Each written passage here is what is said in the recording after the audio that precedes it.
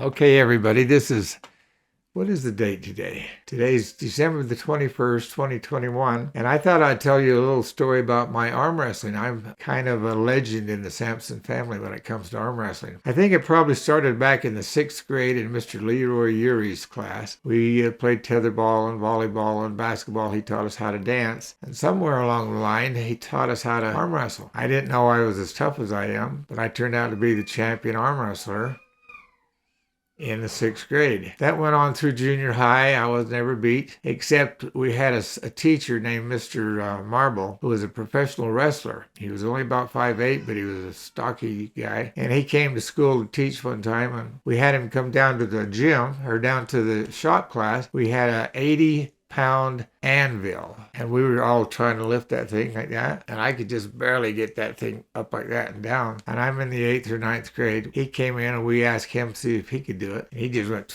like this. That guy was one strong guy. In high school, I went through high school. I could beat just about everybody there. Then I went in the Army, and I was the Army champion. And this one time, one summer, we were sent for bivouac over to I always forget the name of that place. I'll come to me in a minute. And we were over there, and we'd arm wrestle. And there was a new guy that had got transferred into our company, and he was supposed to be an arm wrestling guru. But about the same time he came, I had to go back over to Fort Lewis for a couple of days on some assignments. So me and another guy jumped in a Jeep, drove over to Fort Lewis. A couple of days later, came back, and this guy had been arm wrestling everybody, and everybody was getting him all jacked up to arm wrestle me. But when I got back, he had broken his arm wrestling. His arm just snapped right there. So needless to say, he and I never matched out. Then I went on a mission to Scotland. And all the Scottish guys, those guys think they're tough. And they are. A lot of them are pretty tough. They like to drink whiskey and arm wrestle. And I took great pride. It was so much fun. And taking on some of those guys and just whipping them.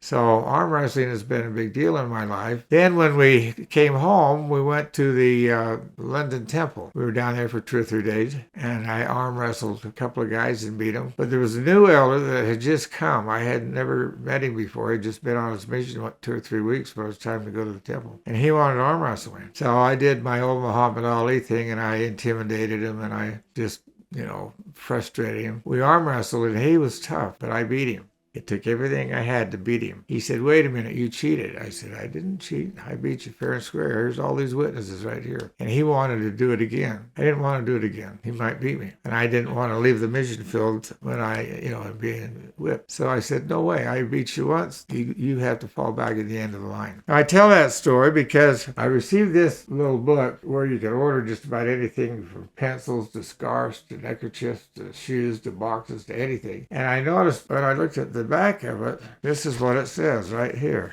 Can you read that? They mailed this to arm wrestling champion Dennis Sampson. Now, how did that happen? I'm more famous around the world than I thought I was, than I ever knew that I was.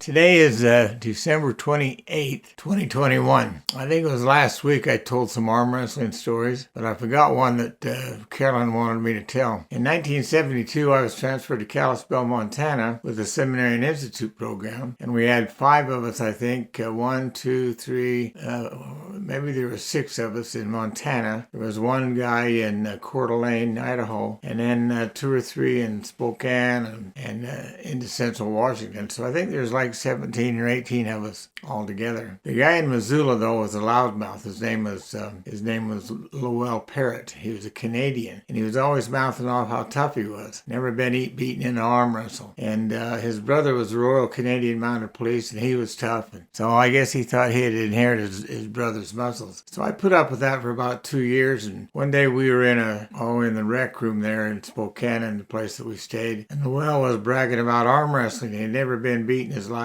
and probably never would be beat. And I'd had it. I said, "Lowell, I'm tired of it. Get your arm up here. I'm going to arm wrestle you and I'm going to beat you." And so everybody just kind of thought, "Wow, what's going on here?" I said, "In fact, I'm going to beat you so bad I don't even think I need to take my suit coat off." He took his suit coat off, grabbed the table with the left hand. We went like that. And I threw him down so fast, it just about broke his knuckles on the table.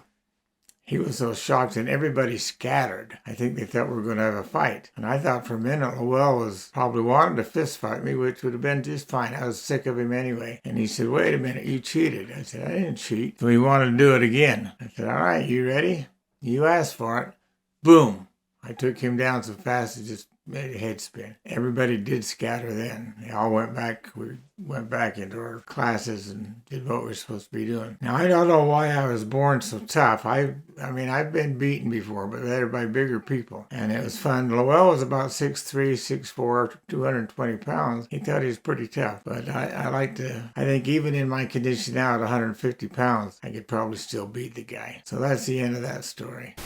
My name is Blair Sampson. I'm Dennis's younger brother. Dennis is 10 years older than I am. So in 1961, if you remember, it's 61 in 61. Roger Maris hit 61 home runs in 1961. And in 1961, I played Little League Baseball. All my friends and I, we became New York Yankees. I thought we were. I wore a blue ball cap, and I became Roger Maris, who was number 9. My friend Mike became Mickey Mantle, number 7. Another friend of mine, John, was a pitcher, so he became Whitey Ford. Tom was a catcher, so he was Elston Howard, and we thought we were New York Yankees. Anyway, my parents signed me up for Little League Baseball, and they never came. Didn't give much support, and so I didn't even have a mitt playing Little League Baseball. Can you believe that? So they put the weakest player on the team out in right field, and not having a mitt, that's where they put me. So what you do, only time you need a mitt is when you get a pop fly hit to you. Well, I didn't have a mitt, so the ball would go up, come down, land in front of me. I'd pick it up, throw it in second base. Well, my brother Dennis went golfing with his friend Jim Urey. And where did you go golfing? Bonneville, up in Salt Lake. And he said out on the fairway, if you probably know which hole. Can you remember which hole? Anyway, out on the fairway, he found a kid's catcher's mitt. At least this is what he told me. I always thought he stole it. Come on, you don't find a kid's catcher's mitt that fit me. But years later, I asked him,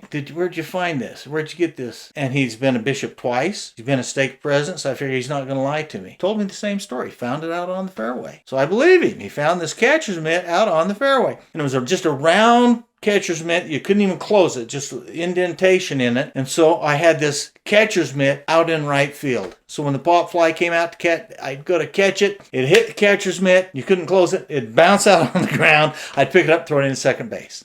So that's what I did in 1961.